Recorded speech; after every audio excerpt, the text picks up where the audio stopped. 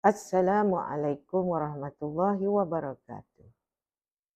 Hari ini saya ingin mengajak para ibu bapa untuk merenung tentang anak-anaknya kehidupan. Anak-anaknya kehidupan kita kan, mereka perlu belajar banyak perkara dalam hidup ni.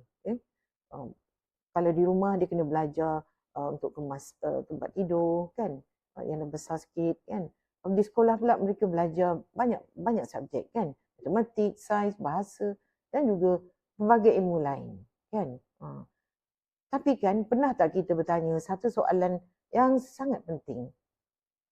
Apakah ilmu pertama yang sepatutnya kita tanamkan dan pupuk di dalam jiwa dan juga minda anak-anak kita?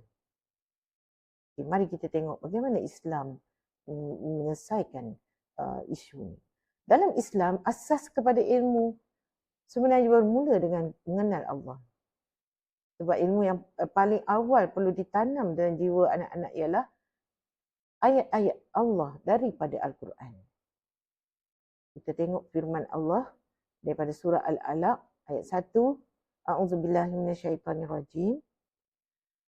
Iqra bismi rabbikal ladzi khalaq. Sadaqallahul azim. Bacalah dengan nama Tuhanmu yang menciptakan. Ayat pertama yang diturunkan ini mengajar kita tentang perjalanan ilmu yang akan dilalui oleh manusia, iaitu bermula dengan mengenal Tuhannya, iaitu melalui Al-Quran. Kan?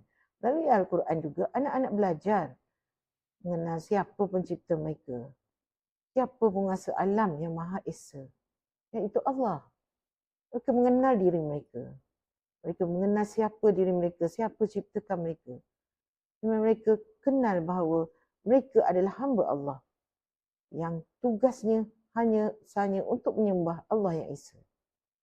Dan yang ketiga, manusia juga mempunyai peranan yang telah ditaklifkan oleh Allah sebagai khalifah di bumi, iaitu dengan hidup berpandukan petunjuk Allah dalam Al-Quran demi memakmurkan alam.